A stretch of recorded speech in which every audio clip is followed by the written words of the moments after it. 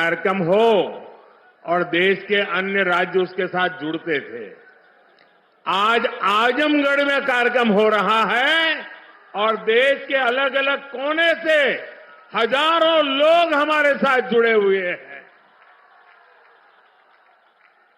जो हजारों लोग जुड़े हैं, मैं उन सबका भी स्वागत करता हूं, अभिनंदन करता हूं। साथियों, आज केवल आजमगढ़ी नहीं, बल्कि पूरे देश के विकास के लिए कई विकास परियोजनाओं का यहां से शुभारंभ हो रहा है। जिस आजमगढ़ को देश के पिछड़े इलाकों में गिनते थे, आज वही देश के लिए विकास का नया अध्याय लिख रहा है। आज आजमगढ़ से कई राज्यों में करीब 34,000 करोड़ रुपए के प्रोजेक्ट्स, उसका लोकार्पण और शिलान्यास हुआ है। आजमगढ़ के साथ साथ श्रावस्ती, मुरादाबाद, चित्रकूट, अलीगढ़, जबलपुर, ग्वालियर, लखनऊ, पुणे, कोल्हापुर, दिल्ली और आदमपुर, इतने सारे एयरपोर्ट्स पर नए टर्मिनल भवन का उद्घाटन हुआ है। और इन टर्मिनल्स के लिए कितनी तेजी से काम हुआ है, इसका एक उदाहरण ग्वालियर का विजया राजे सिंधिया एयरपोर्ट भी है। ये एयरपोर्ट सिर्फ 16 महीने की अवधि में बनकर तैयार हो गया है।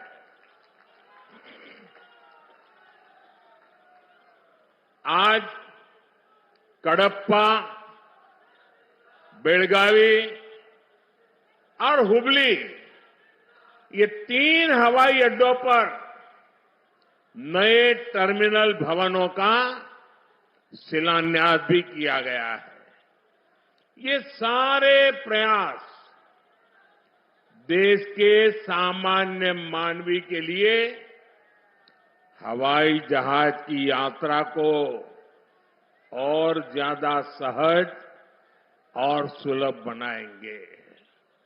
लेकिन साथियों, आप देखिए, पिछले कई दिनों से मेरे समय की मर्यादा के कारण मैं एक ही स्थान पर से देश के अनेकों प्रोजेक्ट का लोकार्पण कर रहा हूं। और जब लोग सुनते हैं कि देश में एक साथ इतने एयरपोर्ट, एक साथ इतने रेलवे स्टेशन, एक साथ इतने हवाई अड्डे, एक साथ इतने आईआईएम, एक साथ इतने एम्स, लोग अचरज हो जा रहे हैं। और कभी कभी पुरानी जो सोच रहती थी ना, तो इसको भी उसी चौखट में बिठाते हैं और क्या कहते हैं, अरे भाई ये तो सब चुनाव का मौसम है ना। अरे मेहरबान, चुनाव के मौसम में पहले क्या हुआ करता था? पहले की सरकारों में बैठे हुए लोग जनता की आंख में धूल झोंकने के लिए घोषणाएं कर देते थे। कभी कभी तो इनकी हिम्मत इतनी होती थी कि पार्लियामेंट में भी रेलवे की नई नई योजनाएं घोषित कर देते थे, बाद में कोई पूछने वाला नहीं। और जब मैं एनालिसिस करता तो 35 साल पहले घोषणा हुई। कभी चुनाव के पहले पत्थर गाड़ देते थे आकर के, फिर खो जाते थे, पत्थर भी खो जाते थे, नेता भी खो जाते थे। यानी सिर्फ घोषणाएं होना। और मुझे याद है जब 2019 के वर्ष में मैं कोई भी योजना घोषित करता था या शिलान्यास करता था, तो पहला हेडलाइन यही बनता था कि देखो भाई ये तो चुनाव है इसलिए हो रहा है। आज देश देख रहा है मोदी दूसरी मिट्टी का इंसान है।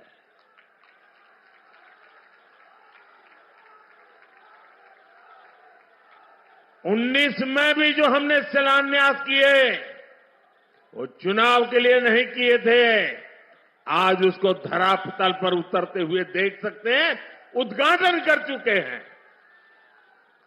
और आज 24 में भी कोई मेहरबानी करके इसको चुनाव के चश्मों से न देखें। ये विकास की मेरी अनंत यात्रा का अभियान है और मैं 2047 तक देश को विकसित भारत बनाने के संकल्प के लिए तेज गति से दौड़ रहा हूं, तेज गति से देश को दौड़ा रहा हूं। दोस्तों,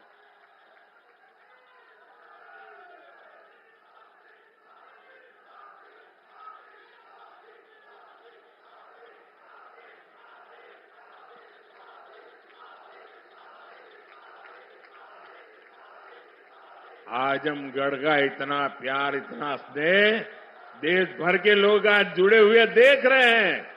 आपका ये उत्साह देख रहे हैं और मैं देख रहा हूं पीछे परियोजनाओं का लोकार्पण और शिलान्यास किया गया है। आज के हमारे इस